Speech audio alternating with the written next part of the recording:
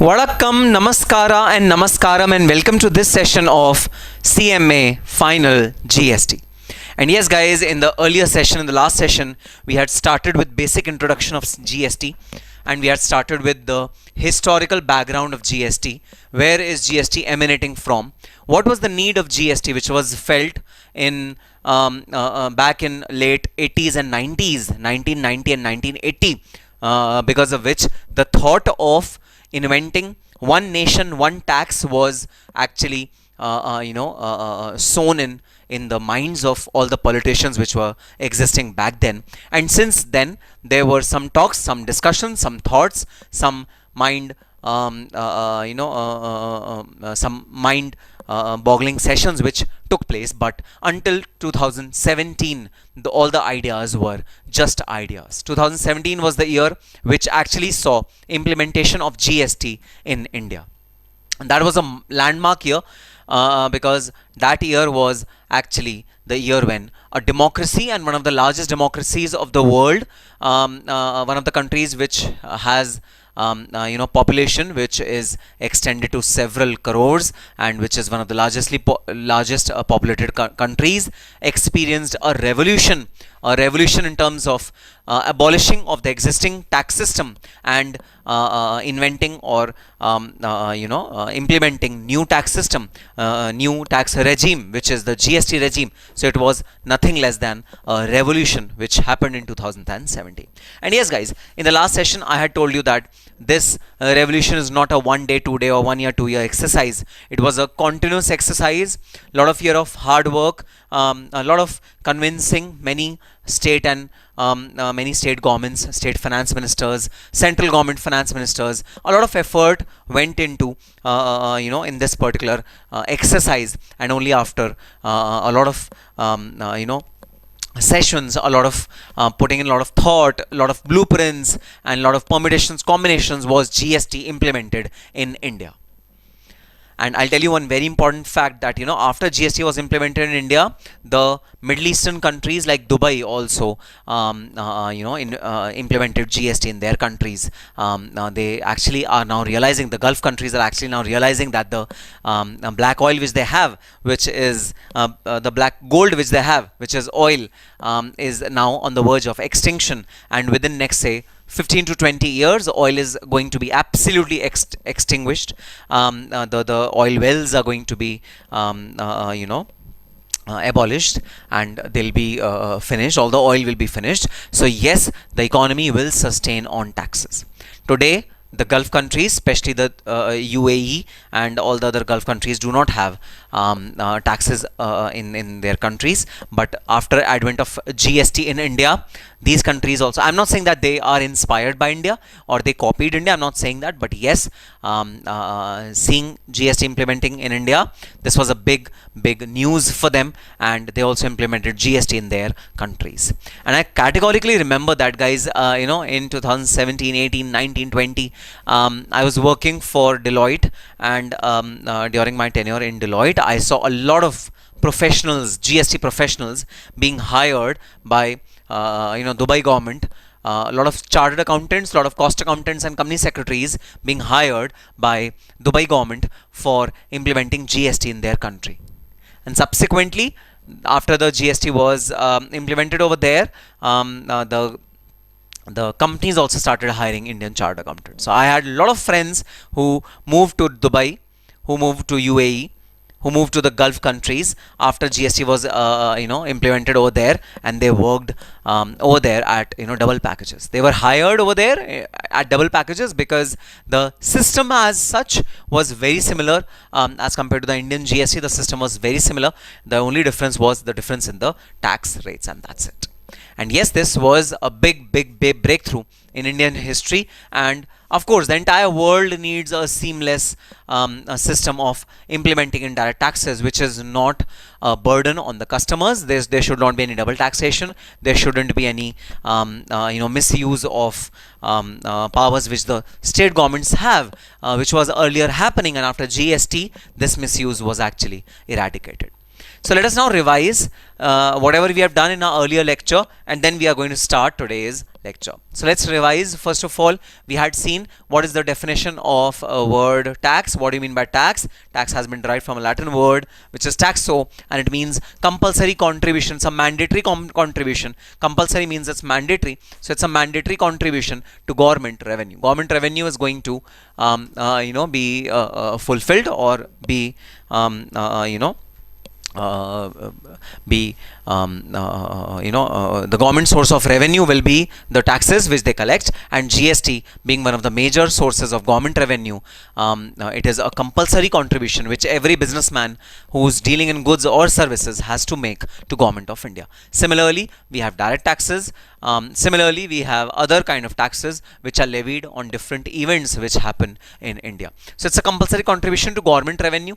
Government revenue needs increase year on year so that they can fund the infrastructural activities which happen in the country. They can fund the welfare activities which are happening in the country. Health, education, food, living, everything is to be taken care of by the Government of India. So that is where this revenue goes into, that is where this revenue is actually utilized.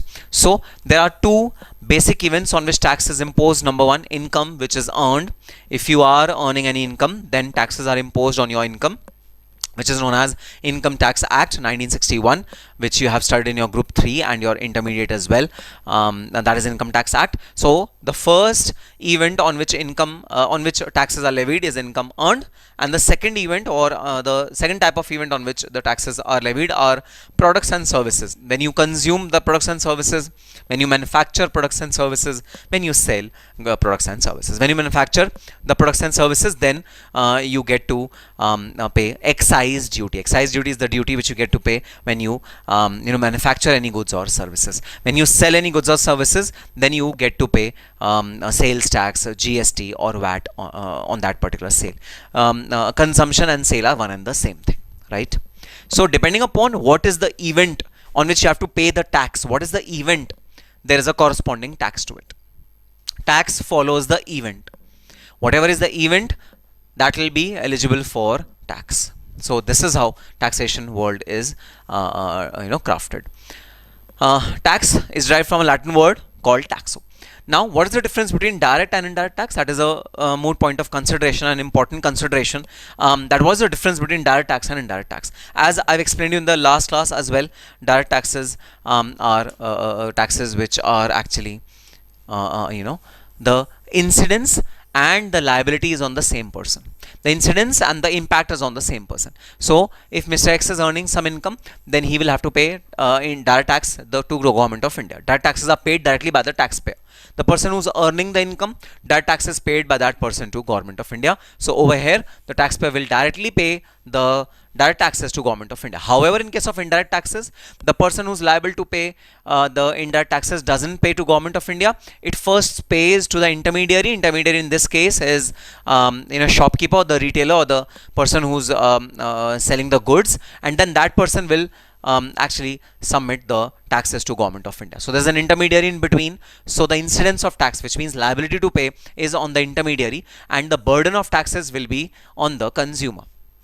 So consumer will pay the taxes to the intermediary, and its intermediary's responsibility to pay them to Government of India. Now, Government of India is very clear that we will collect taxes from the intermediary and not the taxpayer, not the final person. If the final consumer fails to pay taxes to the intermediary, then intermediary has to pay taxes from his own pocket.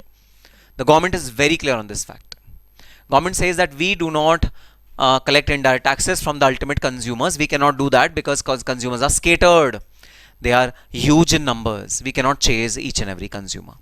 So the best way is to recover the indirect taxes from the intermediary, the person who's selling the goods and services to the ultimate consumer. So intermediary is always there in case of indirect taxes. So direct taxes, incidence and the impact is there on the taxpayer. For the direct taxes, incident and impact is both on the taxpayer. Incidence and impact is on the taxpayer.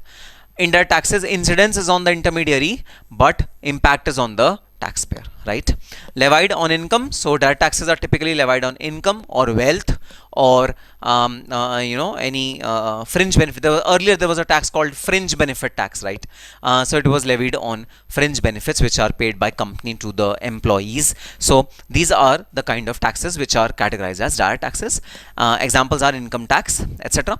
And indirect taxes are levied on goods and services. So consumption or sale of goods and services, that is the event, or that is the moot point of levy of indirect taxes. Examples of direct taxes are income tax, and examples of indirect taxes are GST, custom duty, etc. Very important difference: direct taxes are progressive in nature, which means higher the income, higher will be the taxes. So direct taxes are progressive in nature. They will increase by the amount of income increase. If there's income increase, then the taxes will also increase. So the direct taxes are progressive in nature. Indirect taxes are regressive in nature, which means they will remain constant for every class of individual, whether he is earning income or not. Irrespective of that fact also, the indirect taxes remain the same. Guys, if there is a loss, then the person is not required to pay direct taxes. If loss is being incurred in PGBP, then a person is not required to pay direct taxes. But this is not the case with indirect taxes. In indirect taxes, even if you are incurring losses in your business, even then indirect taxes are to be paid on all the purchases that you are making for goods and services. You have to pay indirect tax. So indirect tax is regressive in nature, which means it is same for all the person irrespective of their paying ability. However, direct taxes are different. Higher income group will pay higher taxes and lower income group will pay lower taxes. So this is the difference between direct and indirect taxes. I hope, guys, that you have read through these notes, your book, the content of the book, and you are very clear about the the theoretical portion of it. Although from an exam standpoint, this chapter is not very important because I don't expect such basic question. These questions do come in the intermediate, CMA Intermediate examination, but not in final, guys, not in final. I don't expect examiner to give such basic questions in the final examination. But still, you should be aware about it. You should be able to write about it. If anything comes in the examination, you should be very well, aware about it. Now, what was the need of GST? Why was GST envisaged in the minds of the finance ministers or the economists since a very long time? Why is GST so important, and what is the need which was felt? What are the lacunas in the earlier system because of which GST was implemented and GST was actually needed? What was the requirement of GST? First of all, multiple point tax. Guys, yesterday we had seen that in our example, same transaction was taxed twice or thrice. If you remember yesterday's example, what the example that I gave you in the last class, the example of the dining table. The wood merchant had sold wood for making the dining table at the cost of rupees 50,000. That 50,000 was levied to indirect taxes thrice. Not one time, not two times, but three times. So same transaction, same wood which is being used for making the dining table is being taxed thrice. At three different points in time, the tax was levied. So this was the problem in the earlier indirect taxation regime. They were very bizarre. They were having lacunas. They were having shortcomings. And that is the reason why need for GST was felt. This is not fair that a single transaction or a single sale of good is subject to GST multiple times. So multiple point tax was the first lacuna in the existing law which drove everyone towards GST. Second is multiple taxes. There were many taxes on the same transaction like excise duty, sales tax, VAT. Multiple taxes were there on the same transaction, and that was a big problem. Similarly, same transaction was subject to tax in multiple states. So if some goods were traveling from Delhi to Punjab to say Haryana, then they have to be taxed in Delhi and then Punjab and then Haryana. All the three states used to levy tax on these goods with no provision for credit. There was no credit mechanism which was given. So in fact there were double and triple layers of tax which were added to single product. So this was a big problem. Multiple taxes was a big problem in the erstwhile system, and multiple taxes was a problem. Multiple taxes means two things. Okay, number one, different kind of taxes. So on the same transaction, different kind of taxes were being paid: service tax, excise duty, sales tax. And I had given you a classic example of software. Oracle software was subject to service tax as well as sales tax. So see the irony. Invoice is made that you have purchased Oracle software for say 2.5 lakh. It is an expensive software, guys. 2.5 lakh, 3 lakh rupees of Oracle software you have purchased, and below that there was service tax added and there is sales tax added. So the foreign MNCs who used to come to India, and I had personally communicated with their group CFOs, and they always fail to understand how can one thing be good and service at the same time. How can you say that software is a good as well as a service? How can you say that? How can you say that it's also a good and a service? But yes, Indian laws at that point in time, back then before GST regime, were really jeopardized with such lacunas. Same product, it was categorized under sales tax as a product, good, okay, and was categorized under service tax as a service. So both of them used to be levied on the same product. So yes, multiple taxes was a very big problem back then. Taxes by different states used to tax on the same product, used to tax same product again and again without any credit mechanism.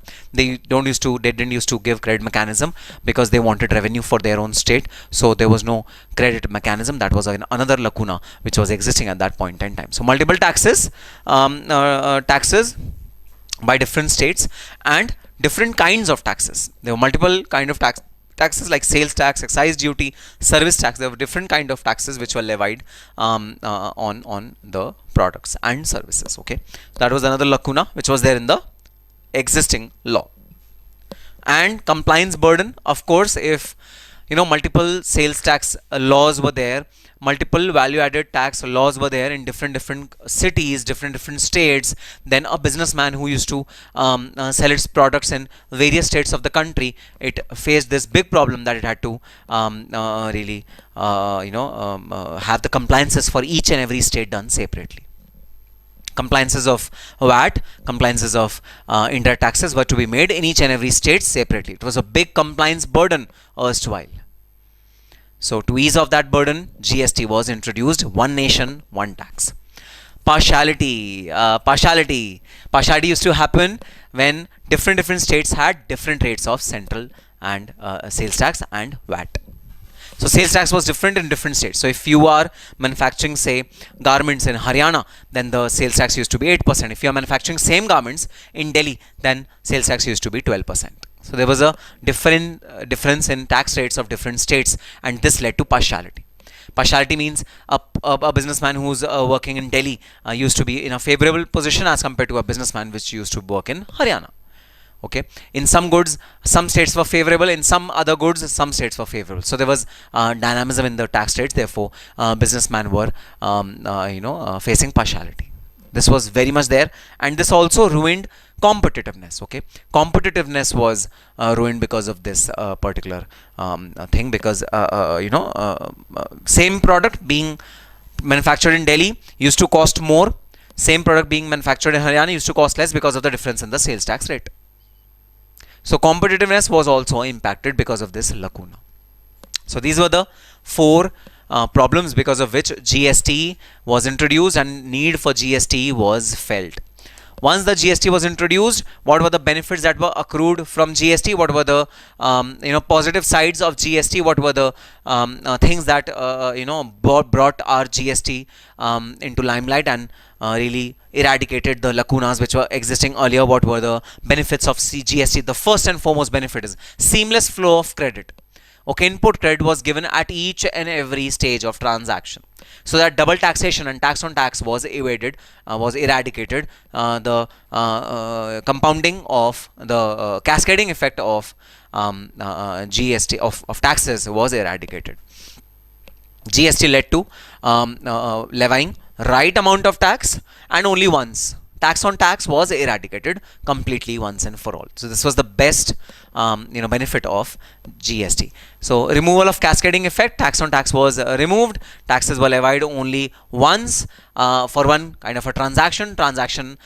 Even in the subsequent transactions, the levy of taxes were not there. Even if they were there, then credit used to be given for the earlier taxes which were paid. So this was the best part about GST. And guys, while we discuss this, please have that example in front of you which we discussed in the last class, because that example is going to prove that the taxes which were earlier amounting to rupees 21,750 were reduced to as low as 8,000 rupees on the same product, and because of which the pricing of the product was also reduced. From 1,01,750, the price was reduced to mere 88,000. So a benefit of huge amount of money to the ultimate consumer. So competitive pricing was a very big advantage that was received because of implementation of GST. So competitive pricing was the benefit of GST. Then increase in revenue, government revenue increased. How? Because the reconciliations which are not there earlier, the connectivity which was not there earlier among different states. Every state was working in a silo. No states were working in cohesive manner. They didn't know what goods were flowing in from one state to another state. They didn't know, and assessor used to take benefit of this restlessness or recklessness which was there in the states, and this particular thing led to a lot of loss in the revenue. After advent of GST, proper reconciliations happened when the goods were moved from one state to another state. So the assessees, the taxpayer, used to be very careful while doing any hanky-panky stuff, because now everything is online, and every detail of each and every truck which is taking goods from one state to another state is there online. And as soon as the destination state wants to know how much goods were there in the truck, it can log in and it can see how much goods started from the other state, from the originating state. So this was the benefit which was accrued to the government, that their revenue was increased, their income was increased. Easy compliance, the compliance was eased off. Why? Because now even if you are trading in different states of the country, then also you have to fill only one return. You have to pay all the taxes only at one portal, which is GST network, which is a portal which is exclusively created for GST, and it's all network, states and the central portion.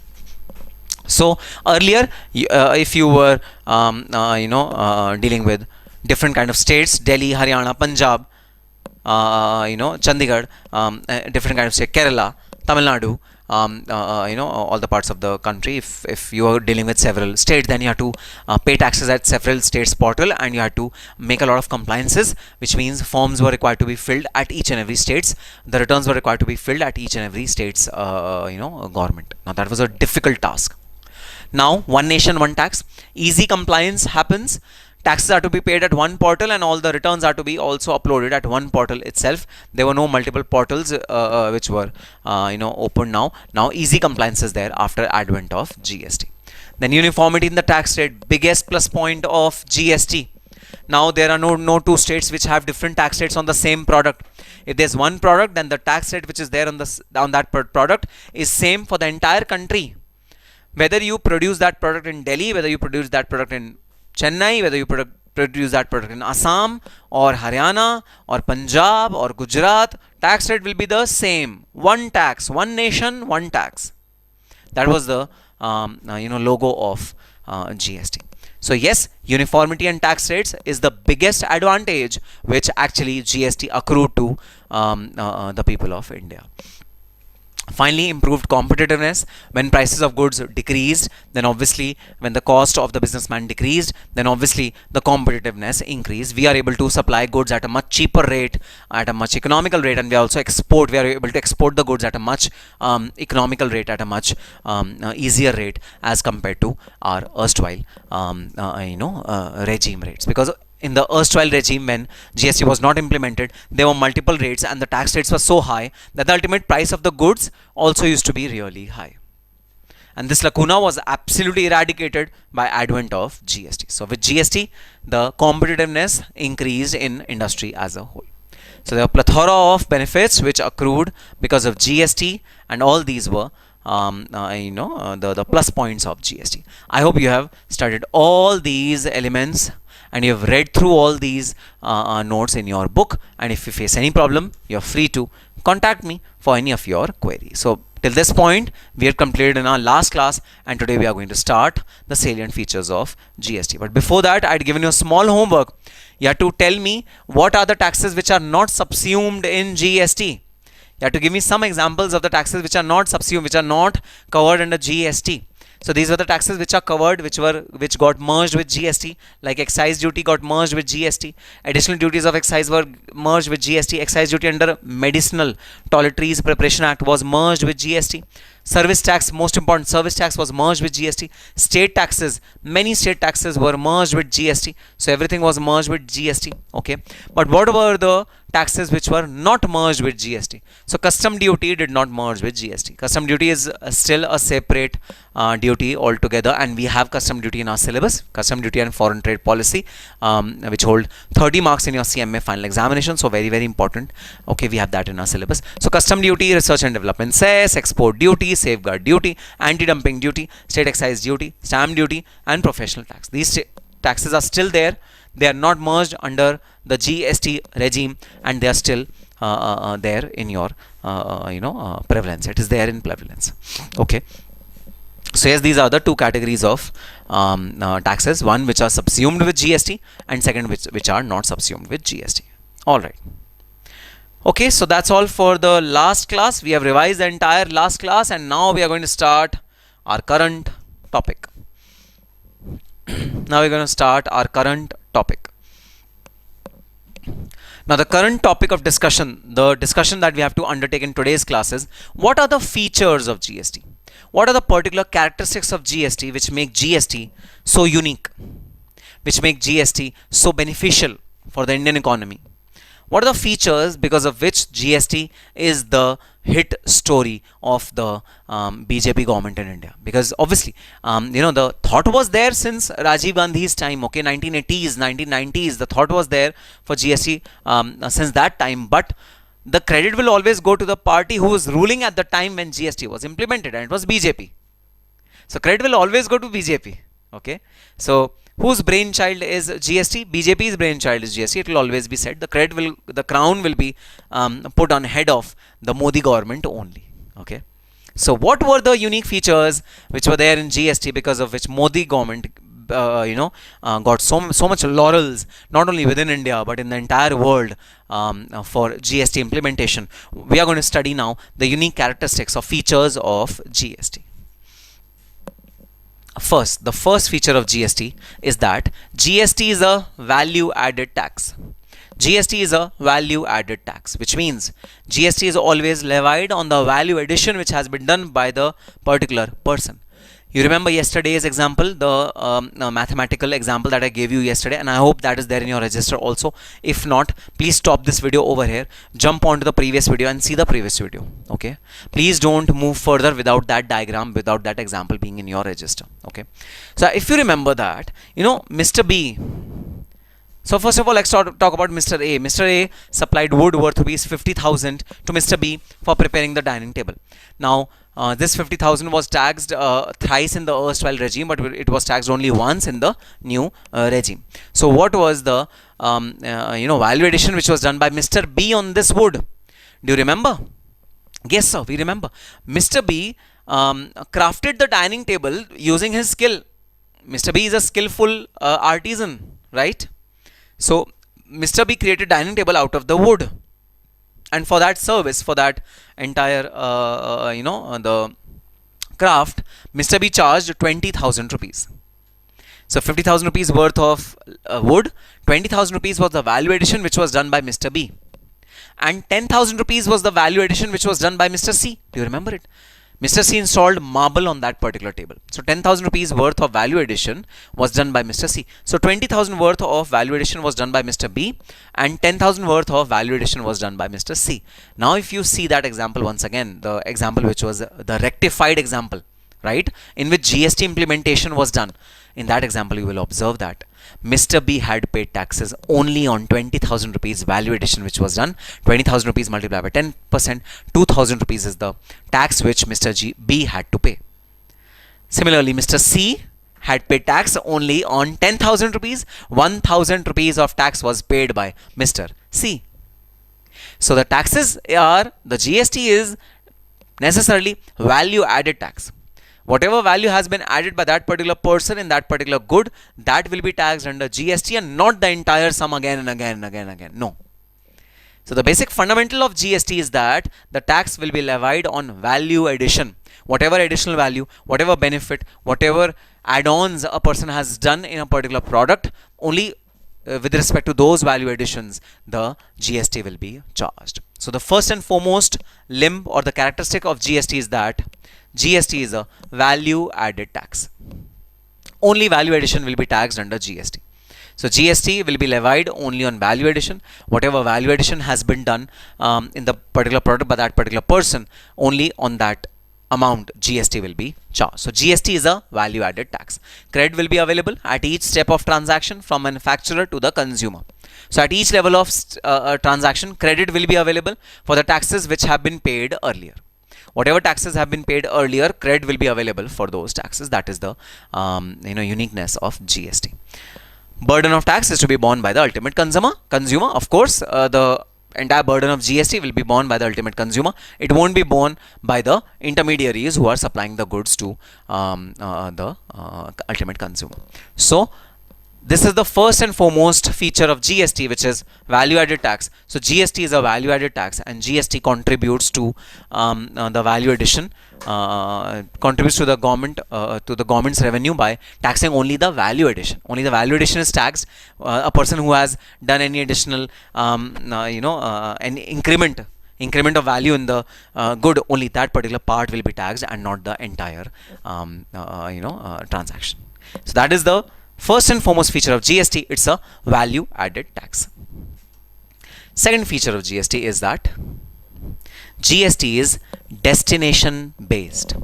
GST is destination based. So what do you mean by GST is destination based? I'll give you an example. Okay, I'll give you an example.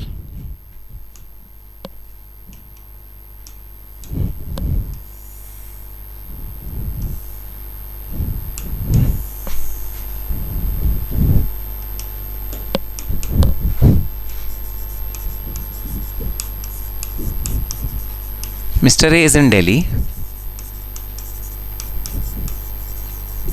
Mr. B is in Haryana. Mr. A supplies some goods to Mr. B. The goods are worth rupees 50,000. So now you have to tell me whether Mr. B has to pay rupees 50,000 to Mr. A in return of the goods. So goods worth rupees 50,000 were transferred by A to B. In return, B had to pay the consideration to Mr. A. Okay. Now my question to you is whether this consideration will be 50,000 rupees or something more than 50,000 rupees. Please tell me. Yes, I can hear you through the camera. Don't feel that, sir, how can you hear whatever we'll say? I can hear everything whatever you will say. So you tell me what is the thing that B has to pay, what is the consideration which B has to pay to A. Is it 50,000 or is it more than that? Sir, it will be more than that. Absolutely right. Because Mr. B has to pay Mr. A 50,000 rupees plus whatever is the GST amount. I presume that GST is being levied at the rate of 10%. So what is the amount which Mr. B has to pay to Mr. A? It is 55,000 rupees. Mr. B has to pay 55,000 rupees to Mr. A. Mr. B has to pay 55,000 rupees to Mr. A. Now, my question to you is 5,000 is the tax, the GST. 5,000 is the tax, 5,000 is the GST. Delhi is the originating state. Name of Delhi is the originating state. Originating means the state where the seller belongs to and wherever the goods are starting from. So Delhi is the originating state. What is Haryana? Haryana is the destination state. Haryana is the destination state. So where are the goods actually consumed? Where are the goods actually going? Where are the goods actually being consumed? It is Haryana. So Haryana is the destination state. Okay, that's the name which technically is given to both these states: originating state and the destination state. Okay, my question to you is: this 5,000 rupees of GST is collected. Who deserves to collect this GST? Who deserves to have this GST? Should it be Haryana government or should it be Delhi government? Before coming to the answer, guys, please see the logics which are given by Delhi government and Haryana government respectively to substantiate that the amount of GST should be belonging to them. Okay, Delhi states tell us that all the manufacturing process has happened in Delhi. The marketing, the packaging, the quality control, the value addition, the all the manufacturing premises, the factory, the calling team, the marketing team, everything was located in India, in Delhi. So the GST should be given to Delhi government. That's the logic which is given by Delhi. So Delhi government is saying that GST which is collected 5,000 rupees should be given to the state of Delhi. Why? Because everything happened in Delhi. Manufacturing happened in Delhi. Logistics were arranged in Delhi. Order was placed in Delhi. Contract was signed in Delhi for placing the order to Haryana vendor, the Mr. B. Everything happened in Delhi. So there is no point in giving this 5,000 to Haryana government. This 5,000 should belong to the Delhi government. Now, what is the logic of Haryana government? Haryana government is saying, no, this 5,000 belongs to me. This 5,000 should be given to me. Haryana government is saying that GST is my GST. Okay, as of now, we are not talking about the center. Okay, we are just talking about the conflict which is there between the two states. Now, Haryana government is saying that this 5,000 rupees GST belongs to me. Haryana government is saying that. Why? Because the consumer who actually purchased the good was in Haryana. Consumption of this particular good, the utilization or the benefits which are derived from this good will be happening in Haryana. This good will be utilized in Haryana. Consumption of this good will be happening in Haryana. The customer is in Haryana.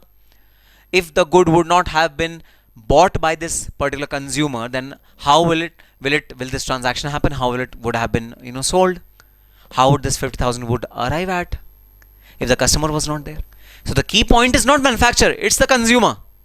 So Haryana government is giving you a logic that the GST which is collected should belong to the destination state, and Delhi government is saying the GST which is collected should belong to the originating state. Now you have to tell me whether you think that GST should belong to the destination state or whether GST should belong to the originating state. Of course, I can hear you. Okay, never feel that so, sir, you cannot hear us. No. Of course, I can hear whatever you are saying. Your thoughts are crystal clear in my mind. They're coming very fluently from the camera. I can listen to each and every thought which you are, currently having in your mind. So your thoughts are absolutely clear. So don't feel that, sir, our thoughts are not getting to you. No, your thoughts are absolutely clear to me. So yes, guys, your thoughts are clear, and your thoughts are that, sir, whosoever is manufacturing a particular good, whosoever is employing the resources like labor, material, overheads, marketing expenses, quality control expenses, depreciation, machinery, whosoever is having infrastructure should have the right of GST. Guys, please understand the basic concept of GST. Excise duty is leviable on manufacture, but GST and sales tax is leviable on supply and sale respectively. So GST, the event which triggers GST is not manufacture of goods. No. If you manufacture goods and keep it in your godown, GST will not be leviable. If Delhi, Mr. A manufactures this good and keeps in godown, doesn't sell it to Mr. B, then would GST arise? No, GST will not arise in that case. So for GST, manufacturing is not the relevant event. Then, sir, what is the relevant event? Supply is the relevant event. When will you supply the goods? At that point in time, GST is getting triggered. GST is getting charged. So the event which triggers GST is supply and not the manufacture. If you want to talk about manufacture, go to excise law. Excise was on the basis of manufacture. Excise was not concerned about whether you can sell that good or not, whether you sell that good or not. Excise was only concerned about manufacture. If you manufacture the good, keep it in your godown, you have to pay excise duty. But this is not the case in GST. In GST, the relevant event or the factor which governs levy of GST is supply of goods and services. And of course, supply of goods and services have undertaken in Haryana. And therefore, the amount of GST is attributable to Haryana. Haryana government in this transaction is eligible to take the GST credit, to take the GST amount. Delhi government is not eligible to take the GST amount in this particular transaction. But yes, if some goods are sold from Haryana to Delhi, vice versa situation, from Haryana to Delhi, if some goods are sold, then the amount of GST is collectible by Delhi government. So what is GST? GST is a destination based tax, which means that whichever is the destination state has the right to collect GST, has the right to claim the right on its GST. So destination based tax means whosoever, whichever state is the destination state for GST, that is eligible to collect GST. So what if it's an intra-state supply, which means it originates in Delhi and it destination is also in Delhi? Then it's a no-brainer. Delhi government is eligible to claim the benefit of GST. The right is of the Delhi government to collect GST. Then this is no-brainer. This is not a problem at all. This is no, there's no second thought about this particular thing. So in case of GST, it's a destination-based tax, which means that whatever is the destination state, it has the right to collect GST on the goods and services which are transferred from one state to another state. So it's a destination-based tax. Let's read. GST is destination-based and consumption-based. It's not manufacture-based. GST is not based on manufacture. The triggering event is not manufacture. It is consumption. So GST is destination based and it is consumption based. Place of supply, place of consumption will decide the state that will collect tax. So wherever the goods are consumed, wherever the goods are utilized, wherever the benefits of goods are accrued, at that place the GST will arise, and that state will be eligible to collect GST.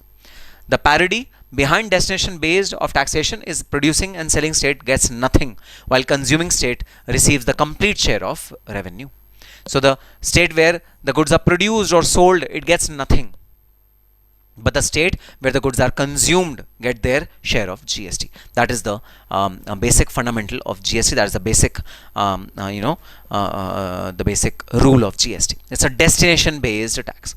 So no fights on this, no cat fights on this between states. Who's gonna take GST credit? Who's gonna take GST, collect the GST? Who's having the GST in his pocket? No cat fights over this particular issue, because it's amply clear that the state where the goods are consumed, that is the state which is eligible for GST. Tax is to be collected by Maharashtra if the goods are supplied from Bhopal to Mumbai.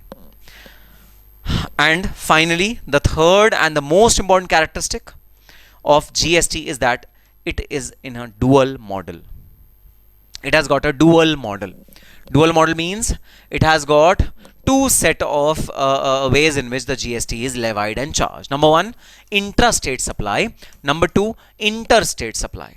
So there are two kinds of supply which are bifurcated in GST. Number one, intrastate supply. Intrastate supply means supply happens within a particular state, which means purchaser and the consumer are within the same state.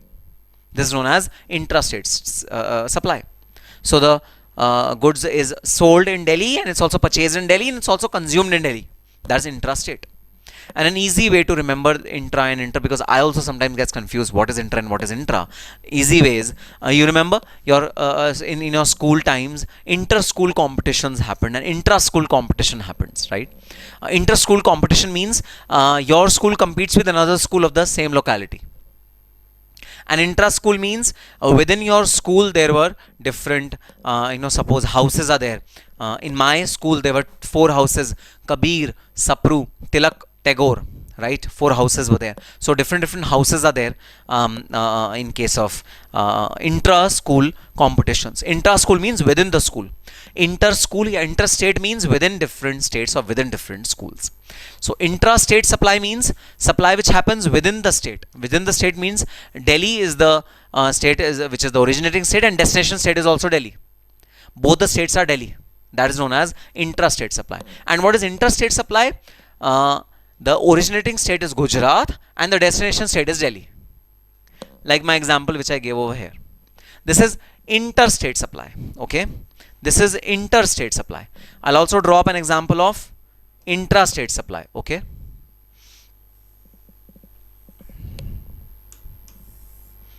So Mr. A of Delhi supplies goods to Mr. B of Delhi. This is an example of intrastate supply.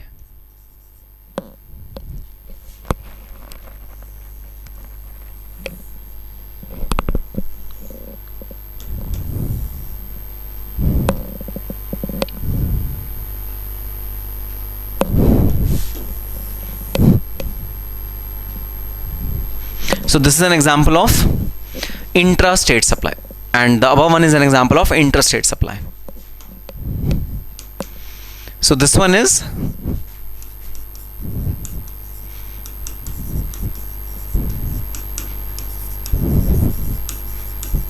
interstate supply, and this one is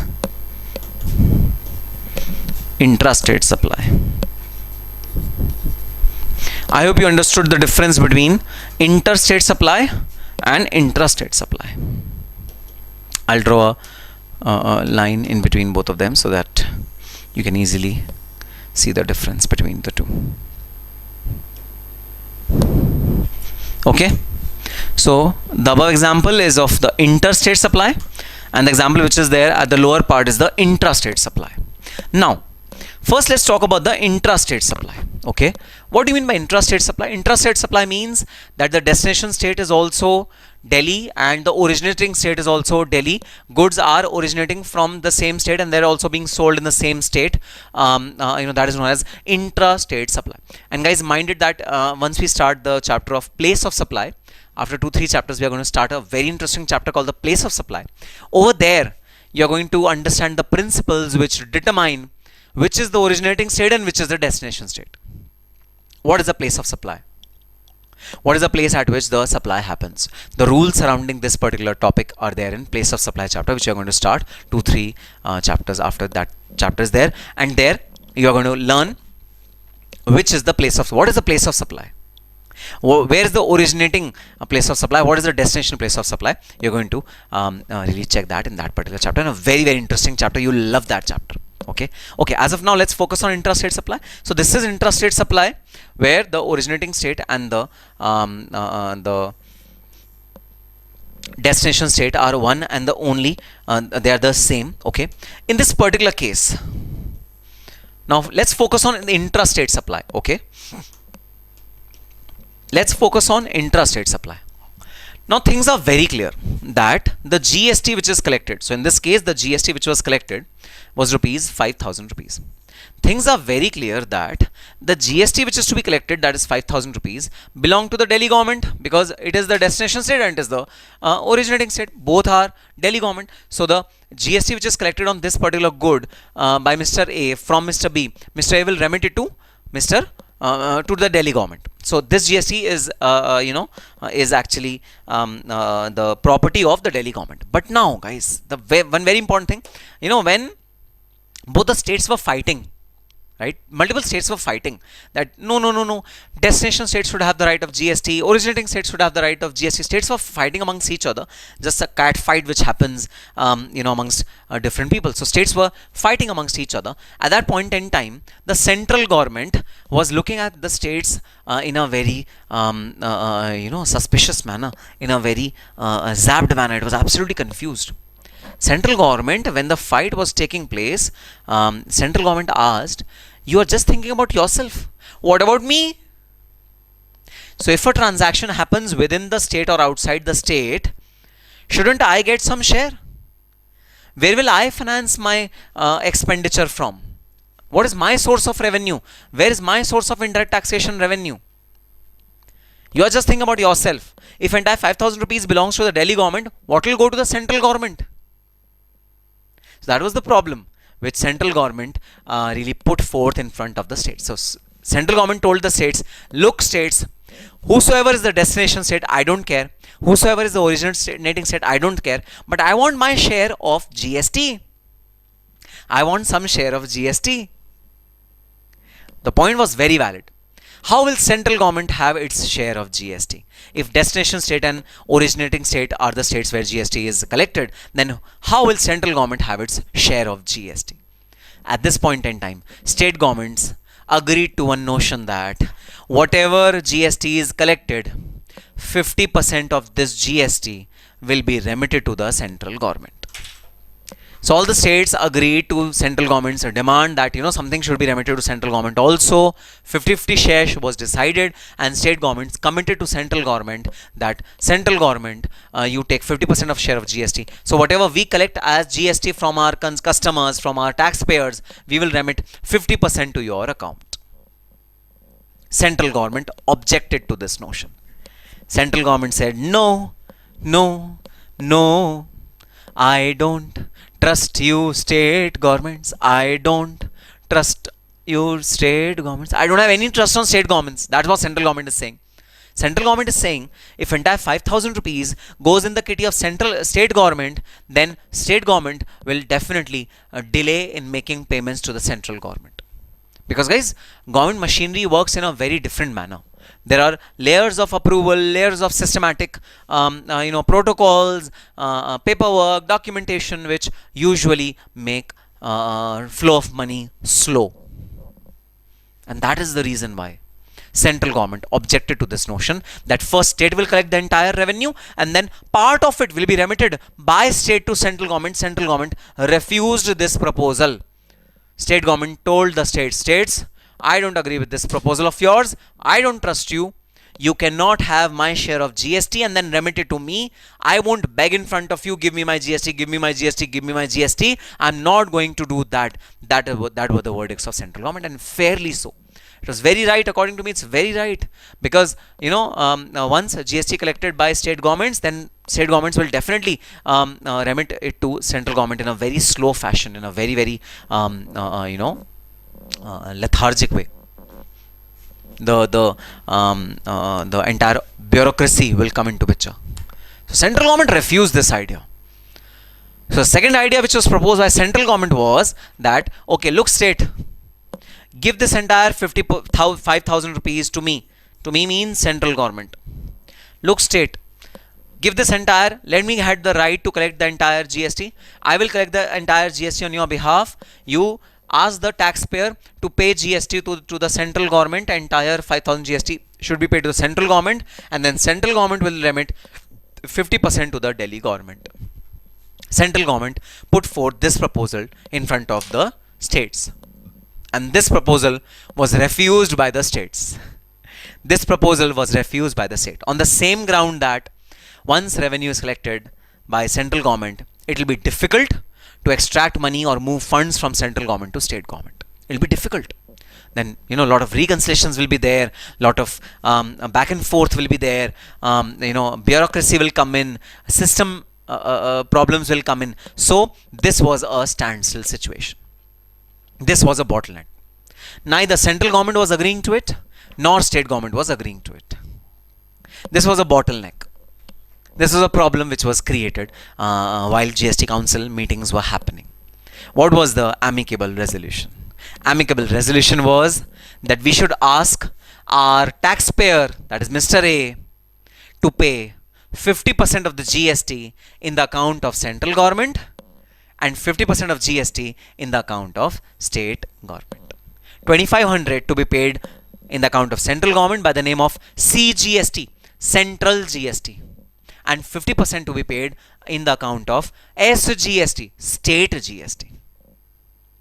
So in case of intra-state supply which happened within the state, where only one state was involved, not multiple states were involved, where it was absolutely clear the state which has to collect tax, that particular tax was split into two parts, 50% given to the central government, 50% given to the state government. It was split into two parts and 50-50 was remitted to both the governments. And this was the amicable solution which was reached at in the council meeting. So let's see, intrastate supply. In case of intrastate supply, GST is to be bifurcated into two parts.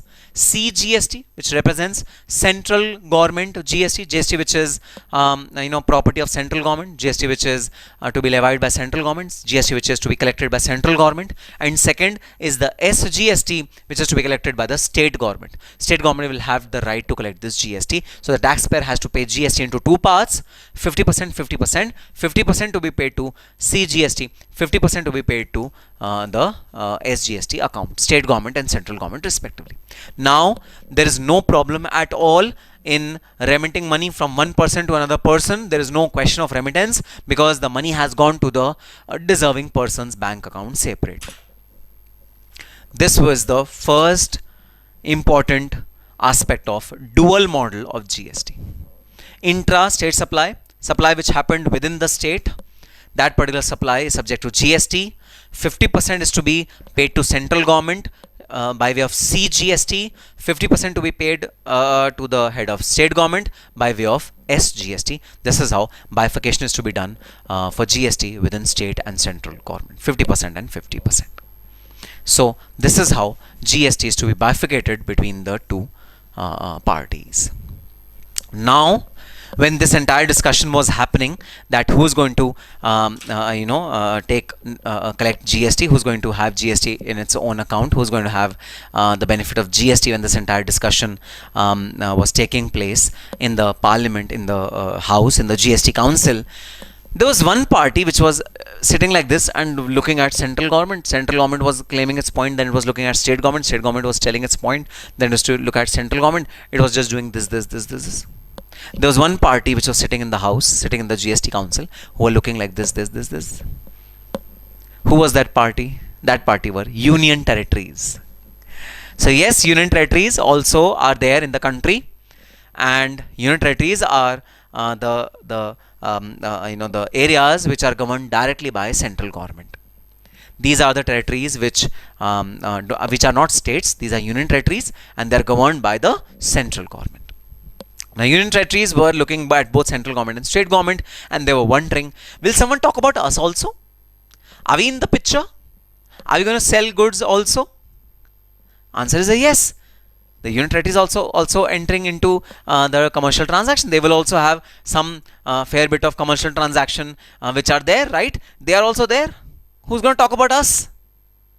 So yes, union territories also talked about themselves, and there was one more tax which was one more account actually which was emanated from this entire transaction, which is UTGST, Union Territory GST.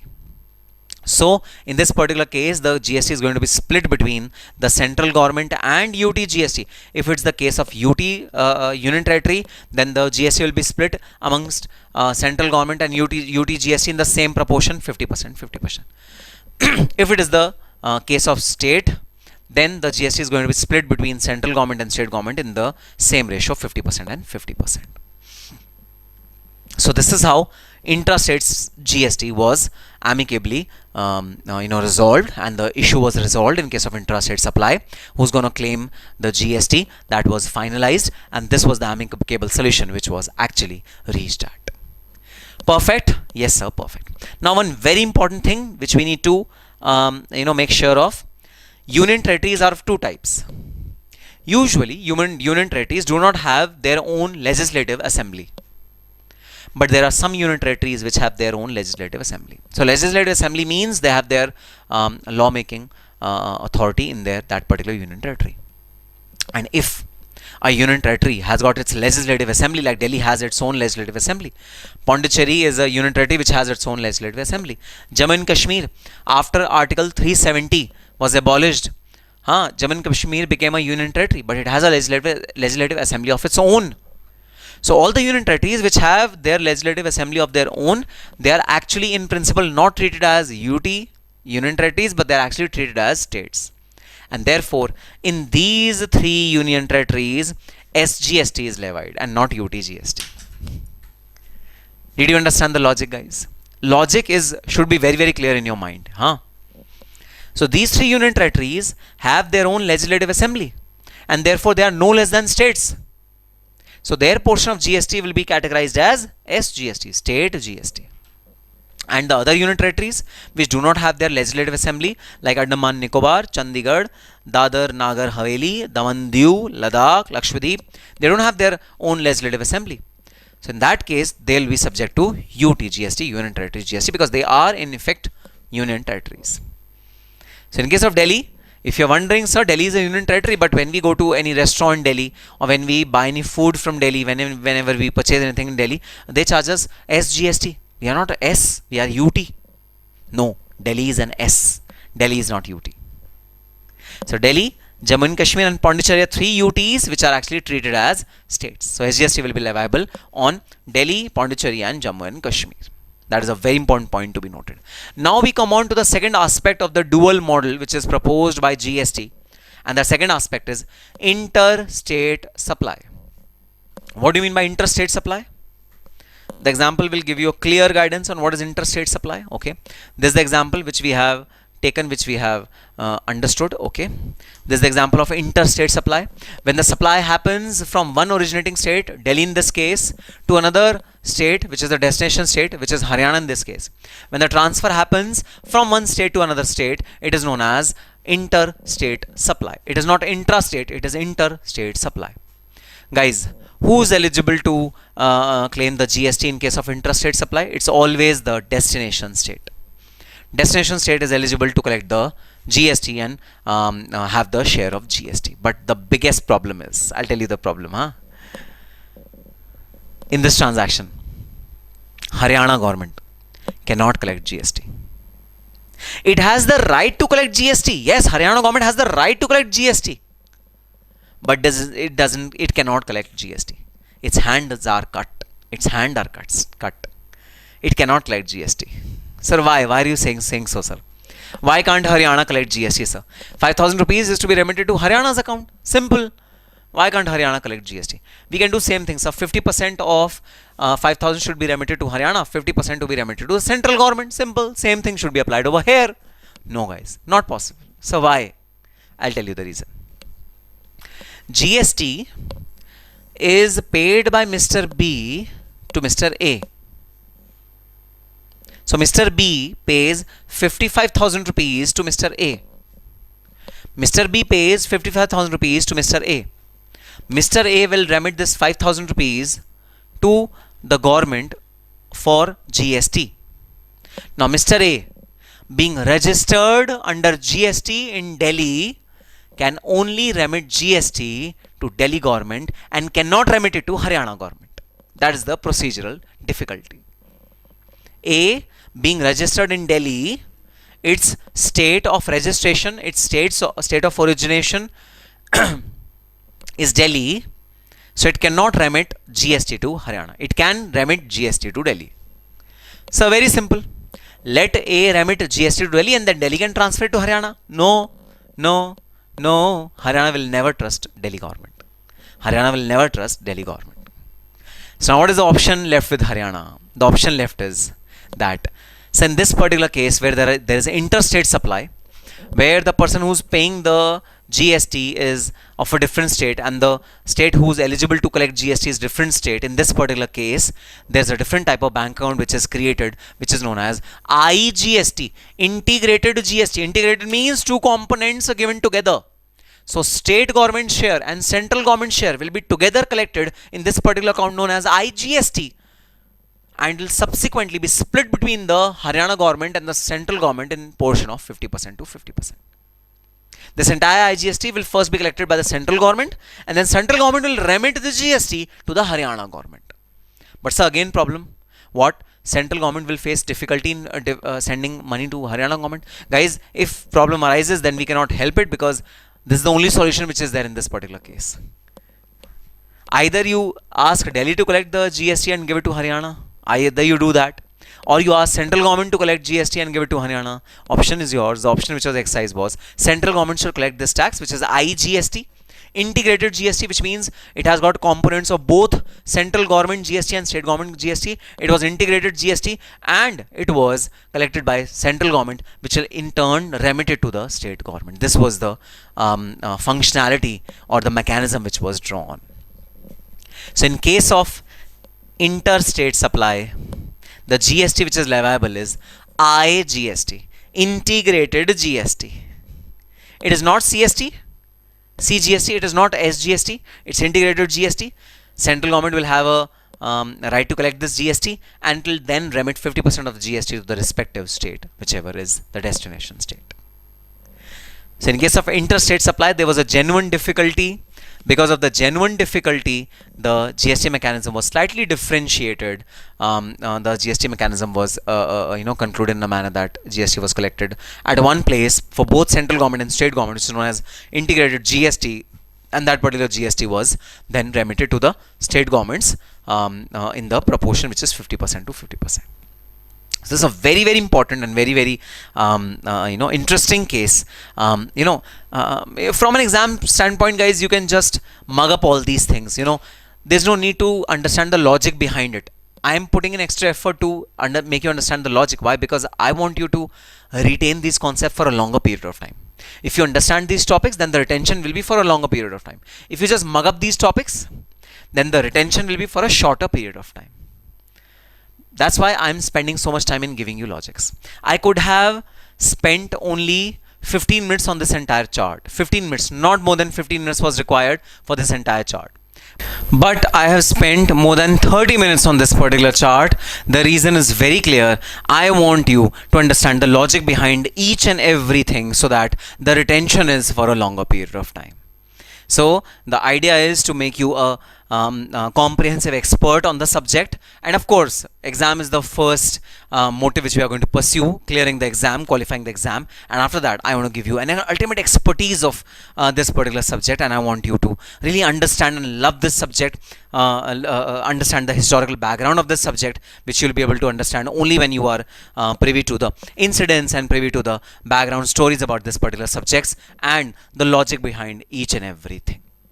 So if you agree, or if you have understood the logic behind what is IGST, what is SGST, UTGST, what is CGST, then please say, yes sir, we understand it. Yes sir, we understand it.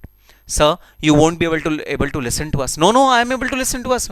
Don't worry. You please say, yes sir, we understood it. And I'll be able to hear it. Don't worry. I'll be able to surely hear it. Yes, you just say, sir, we understand the logic behind the features which are there in GST, and I'll be able to hear it. Okay, so yes, this is the dual model of GST, which is in prevalence, which is the third feature of GST. And yes, I've already given you a hint that there's a chapter called place of supply. In that particular chapter, we are going to actually understand how do you categorize a transaction as intrastate transaction, or how do you categorize a transaction as interstate transaction. How will that classification happen? How will you classify the different transaction according to intra and interstate? That will happen in case of a chapter called place of supply, which you're going to study in our subsequent lectures. So that will give you an in-depth analysis of how a particular transaction is classified as interstate or intrastate, and it is going to be a nice chapter, which is place of supply. Okay, so guys, now we come on to the theoretical part of your salient features of GST. The theoretical part is given in your book, and yes, this part is to be really read through properly by all of you.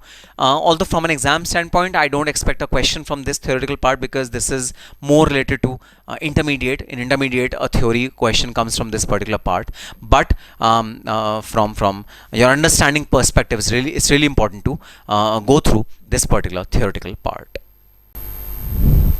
So yes, the first feature is that GST is destination based. It is a value added tax which is destination based. It taxes only the value addition which has been done by a particular person, and it is based on the destination to which the goods are supplied.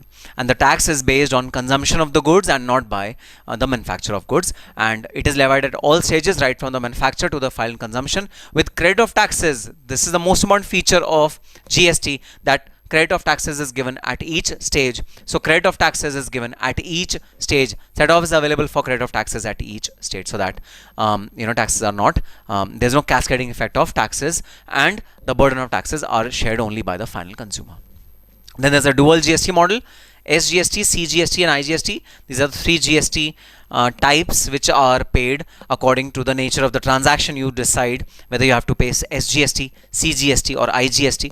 That is your choice according to the nature of the transaction. Whatever is the nature of the transaction, according to that, you will decide whether you have to pay SGST, CGST, or IGST. That is how the dual GST model works. Intrastate supply: CGST and SGST or UTGST. Interstate supply: IGST, payable to the central government, and then central government will remit a part of it to the respective destination state. That is duty of central government.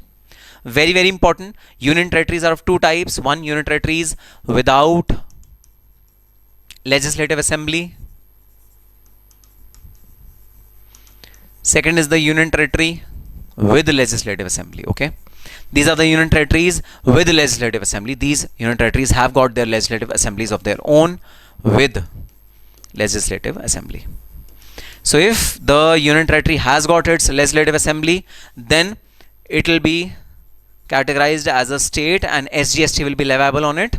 And if the union territory doesn't have its legislative assembly, then it will be the UT GST which will be applicable on the products which are originating or which are destined, whose destination is this particular union territory. So you have to really remember name of these union territories also, guys. Delhi, Pondicherry, Jammu are the union territories without with a legislative assembly. It has got legislative assembly, so they'll have their categories under SGST, and the other union territories, Andaman and Nicobar, Chandigarh, Dadar and Nagar Haveli, and Daman Diu, Ladakh, Lakshadweep, these are union territories which do not have their legislative assembly, which are devoid of legislative assembly, and that's why they are categorized under union territory. So the revenue will be UT/GST for these kind of union territories. Okay, then one very important point which we have to look at in this particular chart: what will happen to imports and exports? What will happen to imports and exports? So if you are selling goods from India to, say, UK, US, or you are importing goods from outside to India, will it be categorized as interstate or intrastate? It will always be categorized as interstate. If you are importing goods or exporting goods, it will be categorized as interstate sale. It will not be categorized as intrastate, because two different states are involved in this particular transaction. So what if one of the state is another country? You are supplying the goods to Australia, UK, or US. There's a different country, but this particular sale will be treated as interstate sale. This particular sale will be treated as interstate sale. The import and export sale will be treated as such. Okay, so import and export is also interstate sale, but there's one very important thing: no GST on export. If you are exporting the goods from India to, say, a foreign country, then no GST is payable on that particular export. It is known as zero rated sale, zero rated supply. It is known as zero rated supply. And we'll talk about zero rated supply in detail in our further chapters. As of now, I'm just introducing a terminology in front of all of you, that what is a zero rated supply? Zero rated supply means when you are importing goods, exporting goods from India to a foreign state, then there's no GST which is applicable. Now when you are importing goods from outside state to India, then GST is applicable. Import duty is specifically applicable. GST and import duty both are applicable when you are importing goods from outside to India. And these are to be categorized as interstate sale and not intrastate sale. So export will be devoid of GST. On exports, GST will not be there, so no GST is levied on export of goods. Exports will be free from GST. That is a benefit which is given to exports. One more category of Supply is treated as zero rated supply, which is supply from the domestic tariff area to SEZ, special economic zone. So guys, special economic zone is a territory which is although located in India, but we assume that it is located outside India. We give all the benefits to that particular area, assuming that it's located outside India. So supply from a domestic tariff area, which is Delhi, to an SEZ will be treated as export sale and thus exempt from GST. It will again be treated as zero rated supply. It will be a zero rated supply. It will be exempt from GST. That is the mood consideration. So yes, don't worry, don't get confused. If it's an overflow of information for now, don't worry, because subsequently I'm going to really delve into each of these type of supplies: zero rated supply, exempt supply, non-taxable supply, taxable supply. I'm going to deep dive into each of these supplies in detail in our supply chapter, so don't worry. As of now, I'm just giving you a hint. I'm just throwing some words at you, throwing some thoughts at you, just so that you can think about it and you can recapitulate whatever you've done in your intermediate. Even if I'm not able to recapitulate it, no worries. We're going to do all the concepts from scratch. We're going to pick up all the concepts from scratch. I'm not going to leave any concept unread. Okay, sir, got it. So, import and export. Import will be treated as interstate supply and IGST will be chargeable along with basic custom duty. However, GST export will be treated as however in GST export will be treated as zero rated supply and no IGST is payable. So in case of export, there's no IGST which is payable and it will be treated as zero rated supply. So the taxes will not be leviable on the export of goods. GST will not be leviable on the export of goods. Okay, sir, got it. So these are the taxes which are subsumed in GST and taxes which are not subsumed in GST. The lists are given over here. I hope you've gone through this list very well, because this list is really important for all of you. Now let us start the next topic and one of the most important topics of our syllabus. What do you mean by the GST Council? What is the role of GST Council and what do you mean by GST Council? What are the functions of GST Council and what are the detailed details of GST Council? You must have heard about GST Council a lot. Today we are going to study about GST Council.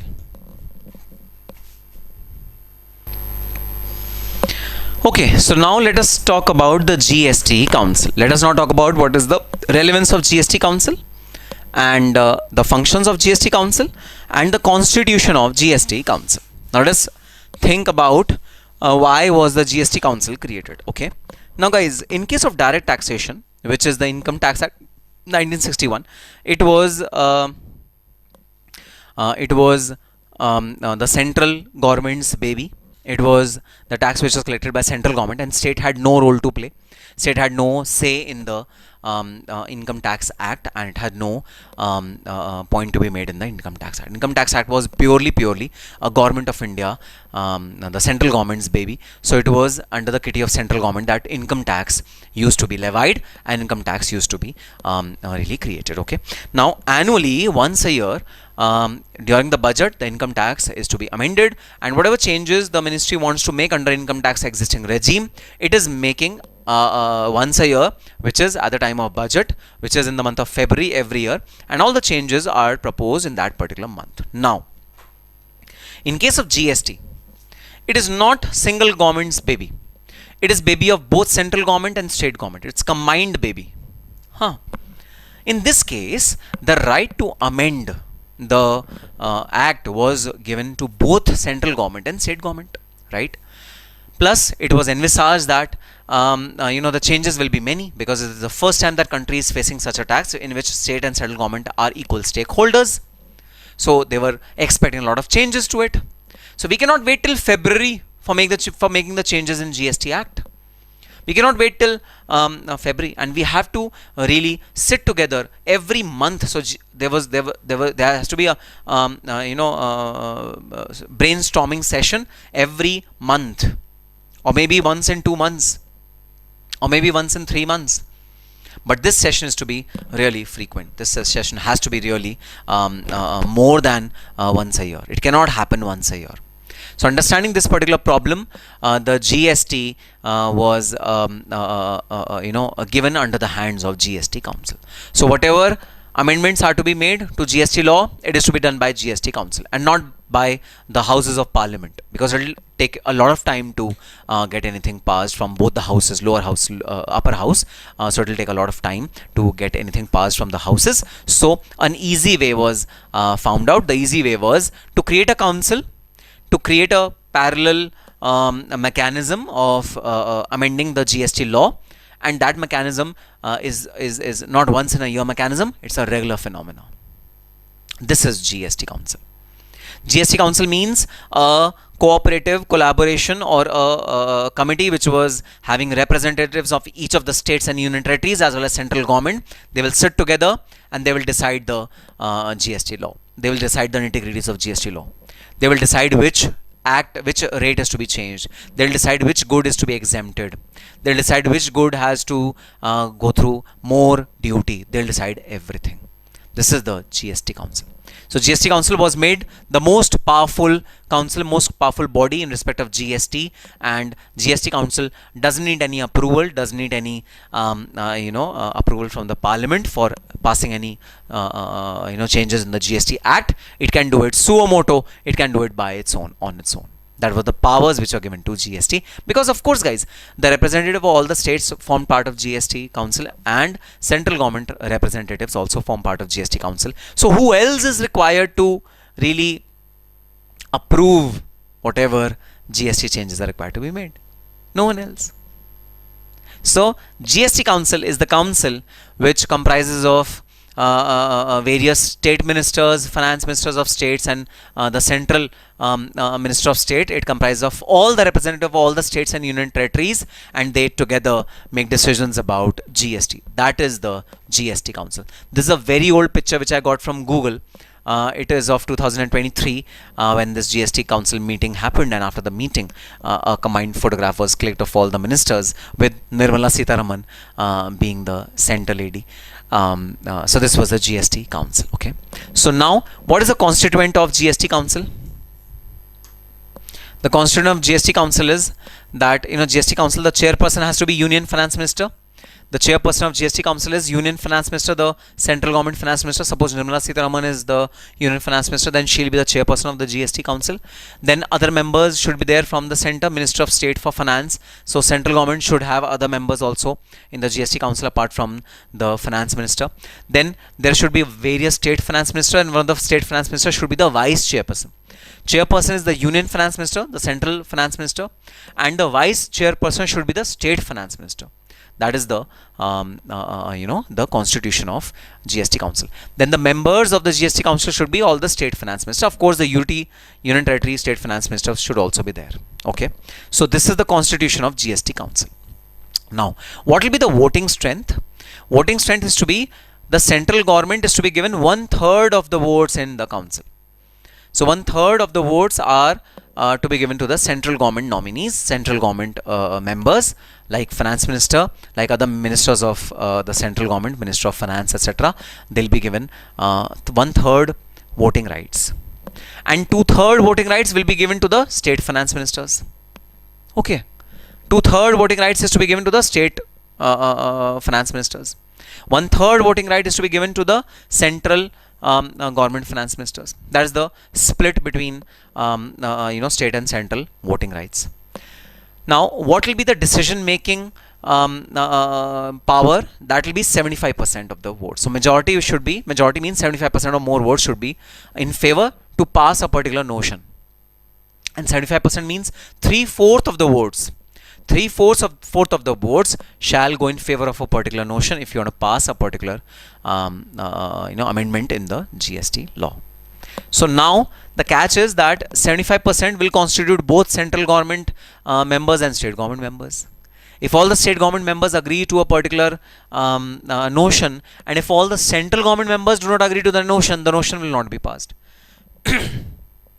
We need 75% voting in favor of a particular notion to be passed. So 75% is the decision making voting power in case of central, in case of GST Council. Okay, let us get on to the book. GST Council, the President of India is empowered to constitute. The President of India actually constitutes the GST Council. How it is to be created, President of India, accent is required. GST Council shall consist of Union Finance Minister as the chairperson. Chairperson is the Central Government Finance Minister. Union Minister of State in charge of Finance as a member. Then Union Minister, the Central Government Minister of State, who's in charge of the finances, he should be the member. State finance ministers or state revenue ministers should be members. And then the vice chairperson should be any of the state ministers. Any of the state ministers should be the vice chairperson of the GST Council. Functions of GST Council. GST Council is required to amend the tax rates. Exemptions, which products and services should be exempt from GST, that is the baby of GST Council. GST Council have to decide it. Threshold limits, what are the threshold limits up to which registration is required to be done? Like up to 20 lakh rupees, there is no registration which is required to be done under GST. This limit is to be decided by the GST Council, and these limits, these threshold limits, are very, very important from point of view of the law as such for the entire country. So threshold limits are to be decided and to be amended by the GST Council. Then dispute resolution, if any dispute arises, if any fight arises, difference of opinion arises amongst different members or central government and state government, if any difference of opinion arises, then the difference is to be resolved by a dispute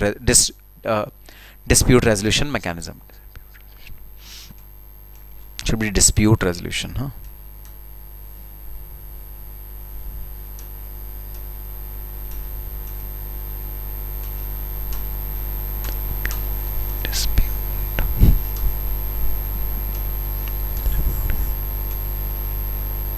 It is dispute resolution. Okay, so dispute resolution mechanism is to be constructed by the GST Council. Then GST legislations, including rules, notifications, circulars, whatever changes are required to be made under GST existing regime, all these things are to be actually catered to by the GST Council. So GST Council is responsible for culling out, for really ascertaining all these aspects regarding GST. And I have already told you, GST Council is really a strong body. It has got a lot of powers to it, right? Yes, sir. So exemptions, tax rates, threshold limits, dispute resolution, GST legislations, including rules and notifications, are kitty of GST Council. GST Council is responsible to really do all these things. Voting rights, central government shall have weightage of 1/3 of the votes casted. Okay, the votes of all state together shall have weightage of 2/3 of the vote casted. So state will have the weightage of 2/3, central government will have the weightage of 1/3. Every decision of GST Council shall be taken in a meeting by a majority of not less than 3/4 of the weighted votes of members present and voting. So at least 3/4 votes should be in favor of a particular provision to pass it. 1/2 of the total number of the members of GST Council, GST shall constitute the quorum at its meeting.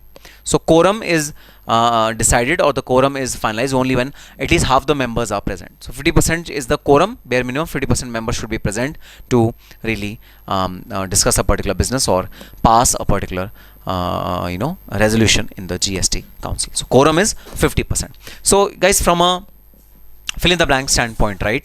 Fill in the blanks to be filled by you. From that standpoint, all these small points are really important.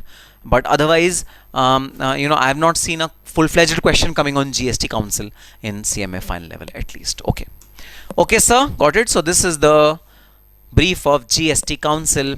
Now, before we end this particular discussion, we have to discuss about one more very important thing. The types of goods which are covered under GST and the goods which are not covered under GST. What goods are covered under GST and what goods are not covered under GST? That's the discussion, the last discussion which we are going to undertake now. Now, I have divided all the goods and services in 4 parts. Number 1, goods and services which are not covered under GST. Number 2, goods and services which are covered under GST as well as central excise. Excise is also applicable, GST is also applicable on the same product. So doesn't it tantamount to double taxation? Yes, it tantamounts to double taxation. But government says it's okay. We are okay to have double tax in products such as tobacco. We are okay to have double taxation. So double taxation in case of tobacco. Similarly, double taxation GST and state excise. Over here it was GST and central excise. Double taxation over here, double taxation over here. Government is saying it's okay, let's have double taxation. On both the aspects there is double taxation, but government is okay. Okay, this opium, Indian hemp and narcotics, these are all addictive drugs. GST is applicable on these elements. Okay. Next, items covered under GST, all other goods and services are covered under GST. Apart from these three, all other goods and services are covered under GST. So these are the four categories of goods which we are going to discuss in this particular topic, guys. So last topic of this particular introduction, and I've already told you introduction is just to give you a hedge of the entire GST, just to recapitulate the basics of GST which you've already studied earlier, but you don't remember them. The idea is just to revise the basics of GST. That's the only idea. Okay, sir. Now let us first talk about the goods which are not covered under GST. Goods which are not covered under GST. The first good which is not covered under GST is alcohol for human consumption. So guys, alcohol for human consumption before the advent of GST was a state matter. All the respective states like Delhi state, Haryana state, Gujarat state used to govern its own alcohol manufacturing. Alcohol for human consumption, which means it doesn't include the alcohol for industrial consumption like spirit. Spirit is not included over here. But alcohol for human consumption is included over here, like beer, whiskey, wine, or any kind of alcoholic substance which is for human consumption. So pre-GST era, the alcohol for human consumption was a state matter. State was having the right to form law for the alcohol for human consumption, and state was the relevant party to actually collect taxes in case of alcohol for human consumption. It was not a center matter. Center never used to interfere on in case of alcohol with respect to any state. Now, when GST was coming to its final phases, then at that time one thing which was very clear in the minds of state governments were that GST should not be levied on alcohol, and alcohol should be a state matter. State should be having the right, exclusive right, not along with central government, right? State should have exclusive right to make law about the alcohol and to collect revenue from alcohol, because alcohol was a very big source of revenue for each of the states of India. So guys, I've seen people who will spend their money on alcohol but not buy food for their family. They're so addicted. They'll prefer alcohol over food. If they have dearth of money, then they will prefer alcohol over food. I've seen such people in my life. And that is the reason why alcohol is a sure shot source of revenue for each and every state. And state is not going to compromise on alcohol. So during the GST meetings, the first and foremost requirement or the mandatory condition which states put forth in front of central government was, please do not touch alcohol. Alcohol should not be touched. Central governments replied, just to calm down the state government, central government replied that okay, we will not levy GST on alcohol as of now. We'll keep it out of GST as of now. State government said no, not as of now. You should not trick us. You should not say that, oh, alcohol is out of GST as of now, and after 2 years, 3 years, 4 years, you put alcohol in GST regime. You should not do that. We are out. If you are going to do this, we are out of this GST game. We are out of this GST regime. No, we are not going to cooperate if you are going to do that. So by force, by hook or by crook, state government wanted to ensure that neither today and nor in future, central government should have any right over alcohol. And to ensure it, the state government inserted the definition of goods, an exclusion the definition of goods, that goods on which GST can be leviable includes all goods except for alcohol for human consumption. This was made, this amendment was introduced in the Constitution of India. Where will GST apply? GST will apply on all the goods except from alcohol. On alcohol, GST cannot apply. This was a sure shot condition, mandatory condition, which was put forth by each and every state. And it was, central government had to agree to it because state government were having a absolutely non-compromising attitude over alcohol. So alcohol was a state matter, and it is still a state matter, and to the extent that even in future GST cannot be levied on alcohol. So GST is not applicable on alcohol.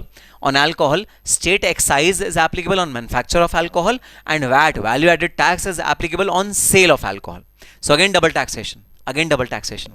While you are manufacturing alcohol, you have to pay a state excise, respective state, Delhi state, Haryana state, and when you are selling alcohol, you have to pay VAT. Double taxation. Sir, isn't it double taxation? Yes, it is double taxation, but government is saying it's okay. When someone is so desperate to drink alcohol, let them pay a higher price. We don't care. Let them pay a higher price. It's okay. So government is levying double taxation on alcohol. But state government, not central government. It's a state matter. Now coming on to 5 petroleum products. So these are 5 petroleum products on which the government is very sure that GST should not be applicable on the 5 petroleum products. So what are these 5 petroleum products? If you want to know what are these 5 petroleum products, switch on to your book. Okay, in the book, please come to FAQs which are given, and I'll tell you what are FAQs after the end of this lecture. Come to question number 5. Okay, you'll get the 5 petroleum products. What are the 5 petroleum products? They are petrol crude, motor spirit petrol, high speed diesel, natural gas, and aviation turbine fuel.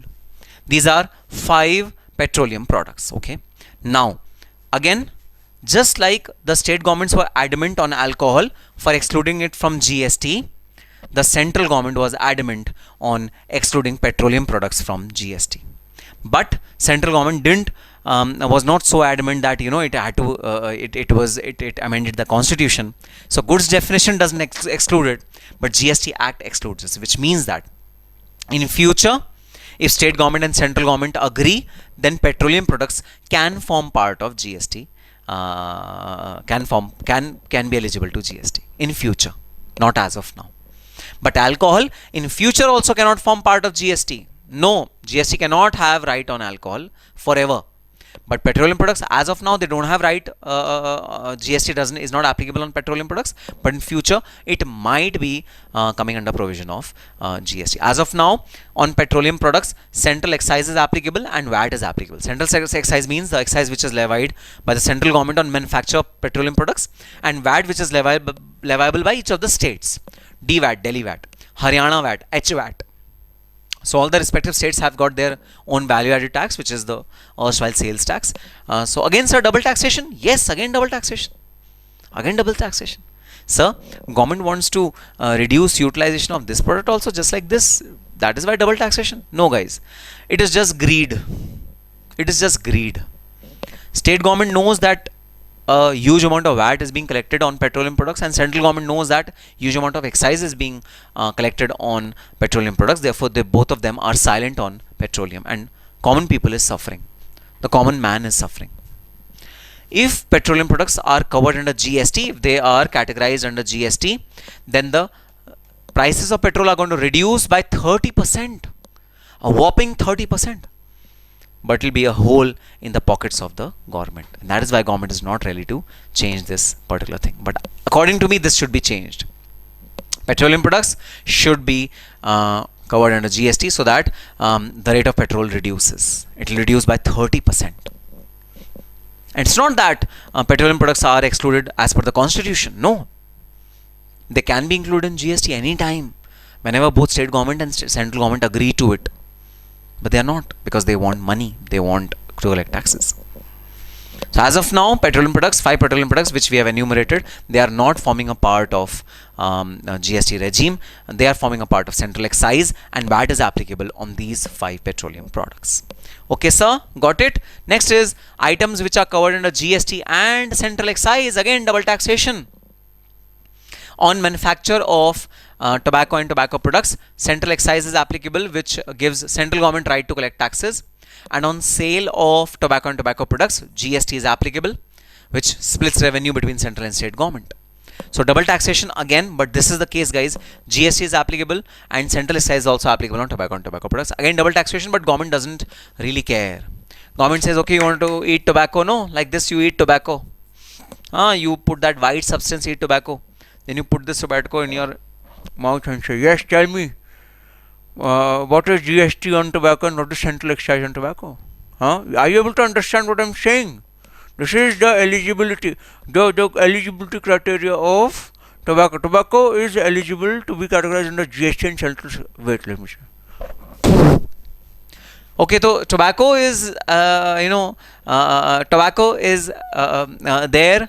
The tobacco is subject to GST as well as central excise. And guys, according to me, half of the problems of Indian people will be resolved if tobacco entirely is eradicated from the country. Because we've seen beautiful monuments, beautiful buildings being colored in red color, brown color by these people who eat tobacco, and they chew tobacco, and they spit tobacco on the walls. We have seen this a lot. So tobacco chewing is a very bad habit. It results into cancer and various ailments. Plus, it destroys the beauty of the country. It just destroys the beauty of the monuments. It just destroys beauty of wherever you spit these tobacco. So according to me, tobacco is really a bad thing, and that is why government is levying double taxes on tobacco. GST is applicable. Central excise is applicable. Central excise means central government excise duty is applicable on tobacco. So both of these things are applicable on tobacco. Next is opium, Indian hemp and narcotics. Yes. Drugs. The most dangerous thing that human beings can consume. The most dangerous thing that can ruin your brain. Most dangerous thing that can ruin your whole life. It can ruin your body. So never ever in your wildest dreams you should even think of, let's try it once. No. This is a very, very dangerous substance. This can ruin your brain, ruin your body, ruin your life, ruin your career. Please think about your parents before trying any such stupid thing. On opium, Indian hemp and narcotics, GST is leviable and state excise is leviable. Means state government is eligible to collect excise duty on manufacture of these substances. Again, double taxation, but government is not apologetic about this double taxation. Government is saying, yes, we will doubly tax opium, narcotics, hemp, etc. So it is drugs, it is subject to double taxation in the country. Rest, all the items are covered under GST.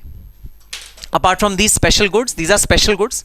So I will categorize them as special goods. Apart from these special category goods, all the other goods are categorized under GST. Now you will ask me, sir, but medical services are not covered under GST. Paper, books are not covered under GST. Guys, they are covered under GST, but GST has exempt them. There's a difference. Law is applicable on paper, but GST has exempted as of now. Tomorrow GST can put it under the taxable case. It can withdraw the exemption anytime. So all the other goods are subject to GST, but yes, many of such goods which are subject to GST are exempt from GST by the law, governing law. But we broadly say that all other goods apart from these goods, all other goods are subject to GST. Yes, GST law may exempt one of them or two of them or three of them, many of them, but GST is applicable on all the other goods. Means the goods are falling under the GST law. So these are the broad categories of goods which are actually governed by the GST law and which are falling as a part of GST law. So all these are applicable for us, and we're going to study all these goods in great detail in our subsequent chapters also, supply, etc. I've just given you a hint, I've just given you a gist of what all goods are subject to GST, what all goods are subject to GST and central excise, what all goods are subject to GST and state excise. All these things are required to be remembered by you. Now one very important thing, that GST and VAT cannot be levied together. GST and VAT both are on sale of goods, therefore they cannot be levied together. If you observe that, state excise and VAT was levied together, central excise and VAT was levied together, GST and excise was levied together, GST and state excise was levied together, but never ever was GST and VAT levied together. They cannot be levied together because they are applicable on the same trigger, which is sale or supply. They cannot be applicable together. Either GST will be applicable or VAT will be applicable. Both cannot go parallelly because both are applicable on the same trigger, which is supply and sale of goods. Therefore, both cannot be levied simultaneously. That is a very important point that you need to really understand. And yes, these are the goods which are eligible or not eligible under the GST Act. And I hope that you have prepared all these diagrams in your register. These charts should be there in your register. And now I come on to homework that I'm going to give you today. Okay, the homework that you have to do today is, first of all, these MCQs are there. These MCQs are there. You have to answer these MCQs by your own without seeing the answers, and then answers are given at the end of the MCQs. You have to take the correct answer and check your answer. Answers are given over here. Okay, state true and false. Many MCQs are given. Objective type questions are given. Now this is a very important aspect of our syllabus, guys. FAQs which are given by the CBIC on various aspects of GST. Like, what do you mean by GST? What do you mean by SGST? What do you mean by CGST? Whatever we have discussed in the class, some FAQs are given by the ministry regarding those important aspects of GST law. Now your responsibility is to read these FAQs by yourself, and if you find them very basic and very easy, for example, what is GST? GST is the destination-based tax on consumption of goods and services. It is proposed to be levied at all stages, right from manufacture up to final consumption, with credit of taxes paid at previous stages available as set-off. In a nutshell, only value addition will be taxed and burden of tax is to be borne by the final consumer. So this is a definition of GST which is given. Okay, it's really good if you revise this definition. It will be very beneficial for you. Examination point of view, you are not really required to define GST from an examination standpoint, but it's really important for you to read all these FAQs and understand the important contents of these FAQs. These are very basic, what taxes are subsumed in GST and what taxes are not subsumed in GST. All these basic FAQs were released by the ministry, so it's really important to read these FAQs just for your general knowledge purpose. So important, please read these FAQs, and if you face any problem in understanding any one of them, just give me a call, or my query number is 9643929913. If you have any query regarding any aspect of the chapter or subject, just record a voice note, put it on this particular WhatsApp number, mobile phone, and it will reach to me and I'll respond to the queries for all of you. Alright, so guys, this is all for this particular chapter. So I hope you have recapitulated, you have revised the entire concept of GST, and many things sound familiar to you, many things sound very similar to you as you've done in your your intermediate class. Many things should be really similar to you. Things should be familiar. You should be familiar with these such things. I hope that thing happened. And yes, in the next classes, we'll be continuing with our further discussions on GST. So yes, that's all for this particular session. We'll be meeting in subsequent sessions. Till that time, all the very best and happy studying. Bye bye. See you in the next session.